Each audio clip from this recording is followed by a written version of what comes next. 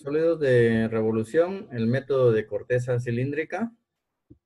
Y vamos a resolver el siguiente ejemplo que dice, vamos a determinar el volumen de un sólido que se genera cuando la región limitada por la curva y igual x cuadrado y las rectas y igual 1 y x igual 2 se gira alrededor de la recta y igual menos 3. En este caso vamos a aplicar el método de corteza cilíndrica. En primer lugar, lo que tenemos que hacer en primera instancia es hacer la gráfica. Se los repito nuevamente, es muy importante graficar. La gráfica va a ser y igual x cuadrado, las rectas y igual 1, x igual 2 y tenemos que definir y establecer dónde está y igual menos 3, que va a ser nuestro eje de rotación.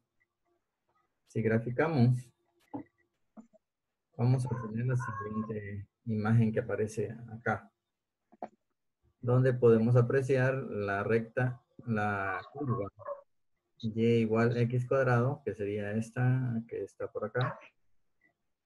Graficamos y igual 1, que sería esta que tenemos acá. X igual 2, que sería esta vertical que pasa por 2 y cruza, intersecta a esta en x igual 4. Y nuestra recta y igual a menos 3, que sería la que aparece acá abajo en la parte negativa del eje Y, ¿verdad? Y igual menos 3. Este es nuestro eje de rotación.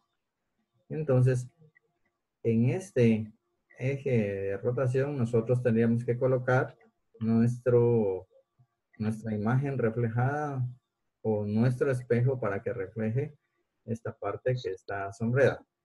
En la parte sombreada es la parte que se va a girar y que va a generar el sólido de revolución. Veamos por quiénes limitan a esta área sombreada. Primero, la curva y igual a x cuadrado, la recta y igual 1 y la recta x igual 2. Entonces, esta área sombreada es la que está limitada por estas tres curvas y es la que vamos a rotar alrededor de este eje y igual a menos 3. Si dibujo mi imagen reflejada, me queda algo como esto, en el cual podemos ver que la imagen o el área gris, sombreada con gris, se refleja en la parte de abajo, tomando como base mi eje de rotación y igual a menos 3. Desde este momento en que nosotros estamos girando fuera del límite de mi área sombreada, entonces estamos ya girando o generando un sólido que tiene un vacío en el centro. Y cuando tiene un vacío en el centro, pues podría ser que sea factible aplicar el método de anillos o en su defecto, si no, podemos aplicar el método de corteza. Hay problemas que pueden resolverse por ambos métodos. No quiere decir que tiene que ser estrictamente por corteza. Hay que evaluar si es factible resolverlo por anillo o en algún momento por discos. Entonces, se puede trabajar de las dos formas. En este caso, sí se puede trabajar de las dos formas, pero vamos a aprovechar el ejercicio para explicar el método de corteza cilíndrica. Ya tenemos nuestra imagen reflejada y tenemos definido nuestro eje de rotación. Y si hacemos la interpretación del sólido, podemos ver que tenemos una parte sólida externa y una parte vacía en el centro. Entonces, nuestro sólido es un sólido que tiene un vacío en el centro y se está girando sobre la recta y igual menos 3. Muy bien. Entonces, esto es muy importante, hacer estas gráficas porque nos dan la idea de lo que estamos, lo que queremos calcular, de lo que queremos obtener. Pasamos a la siguiente diapositiva y vamos a ver nuestra imagen. Aquí ya vemos nuevamente la recta y igual 1, la recta x igual 2, que sería esta que viene acá. Nuestro eje de rotación, que sería la recta y igual menos 3. Y ahora, si ustedes se dan cuenta, o si se recuerdan, que esta curva la teníamos como y es igual a x al cuadrado. Pero ahora ustedes pueden apreciar, en este caso, tenemos x es igual a raíz cuadrada de y. ¿Por qué hicimos ese cambio? Muy bien, ahorita les voy a explicar. Para poder analizar nuestro sólido, siempre hacemos un análisis sobre un elemento diferencial. Y en este caso, como es corteza, pues vamos a dibujar una corteza diferencial. Imaginemos que esa es nuestra corteza diferencial. ¿Saben? ¿Se recuerdan que hablamos de qué era una corteza? Entonces era una capa que que iba aumentando su tamaño de acuerdo a un radio, para al final la sumatoria de todas las capas nos iba a dar el volumen que estábamos determinando o calculando. Imaginemos que esta es nuestra corteza. Como ustedes pueden ver, el eje de rotación pasa por el centro de la corteza. Entonces, si nosotros imaginamos una serie de cortezas, unas tras de otras, podemos ver que las cortezas van creciendo a lo largo del eje Y. Las cortezas van creciendo a lo largo del eje Y. No podemos decir que van creciendo a lo largo del eje X, porque la figura nos indica que conforme va aumentando el tamaño de las cortezas, va aumentando el valor de Y. Entonces, por esa razón es que mi elemento diferencial va a estar sobre el eje Y. Y por eso es que en lugar de colocar y es igual a x cuadrado, estamos colocando x es igual a la raíz de y. ¿Por qué? Porque mi variable de integración va a ser y. Bien. Como corteza cilíndrica obedece a la formulita que ya habíamos conocido el día anterior, en el cual el volumen de una corteza la podíamos calcular, o de un cilindro, ¿verdad? Y podíamos calcularlo como 2pi por el radio, por la altura y por el espesor. Entonces, tomando como base esta, y de hecho es la formulita que debemos de tomar en cuenta siempre que vayamos a la corteza, el método de corteza cilíndrica. Volumen es igual a 2pi, radio, altura y espesor. Entonces busquemos cada uno de los elementos en la gráfica o en nuestro problema. Primero, un radio. Y un radio que parte del eje de rotación, muy importante. Tomamos o identificamos el eje de rotación y a partir de ese punto del eje de rotación vamos a calcular un radio. Este es nuestro radio, en este caso es nuestro radio. Cuando nosotros definimos un radio de nuestra corteza, tenemos que ver qué tamaño o qué medida tiene ese radio. Veamos.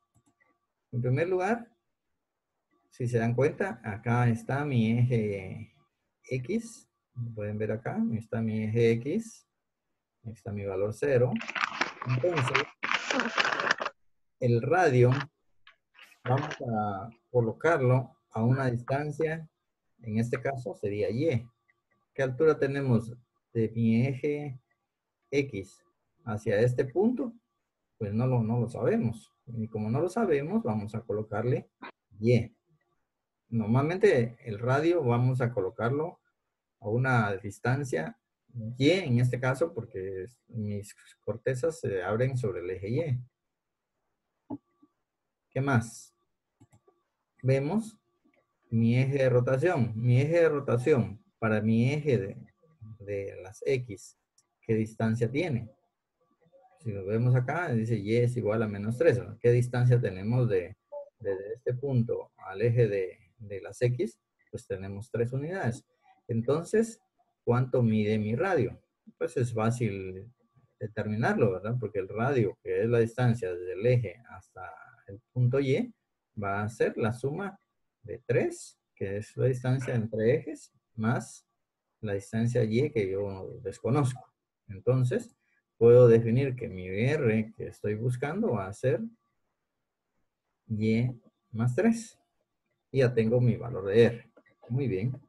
Ahora pasamos a ver la otra incógnita que sería nuestra H. H. Bien, H dijimos que era la altura de mi corteza. Esa es H.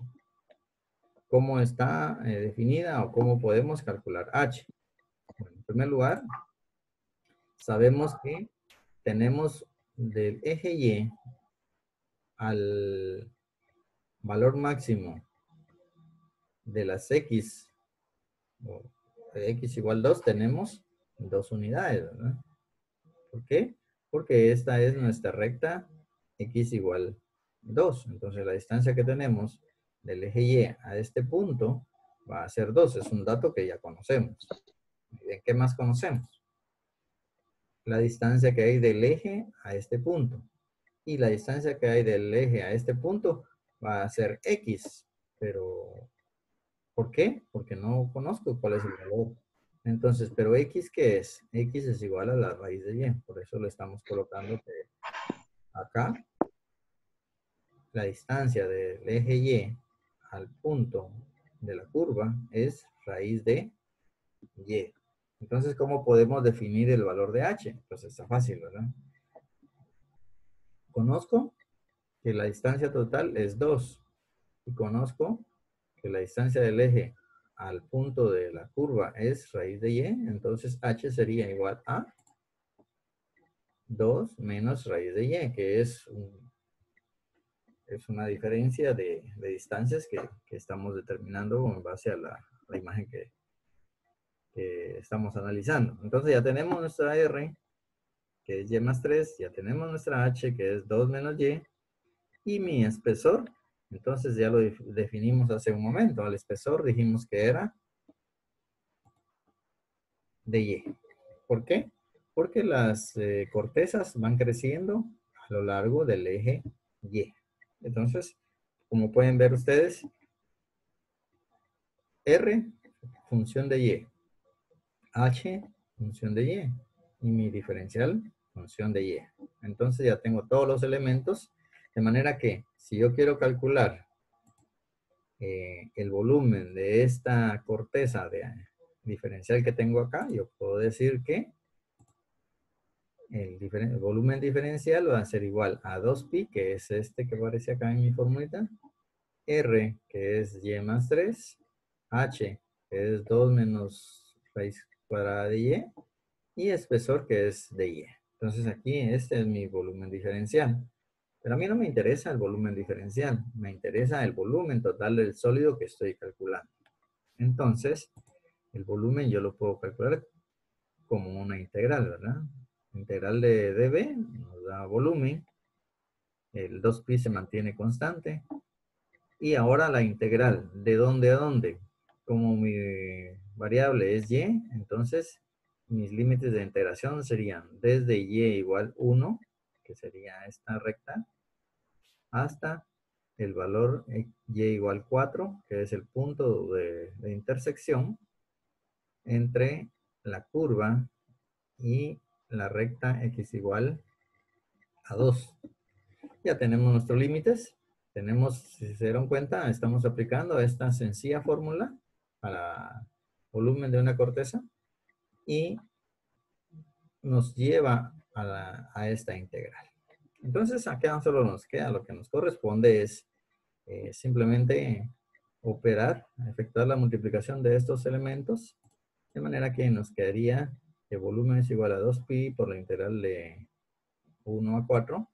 Esto es una simple multiplicación que me va a dar estos elementos como resultado, los cuales ya integrados, pues tenemos esta otra expresión para generarnos al final un volumen de 66 quintos de pi unidades cúbicas. Entonces estamos analizando el método de corteza cilíndrica con la aplicación de esta sencilla ecuación que tenemos acá, que es el volumen de una corteza cilíndrica. De esta manera, el método nos lleva a calcular el volumen de un sólido de revolución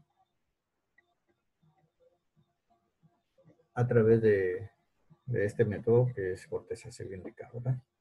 Este método, mejor dicho, este problema puede resolverse también utilizando el método de los anillos, porque si ustedes se dan cuenta, que se generan anillos. Y como ejercicio podrían hacerlo por el método de anillos y tendría que darnos el mismo resultado.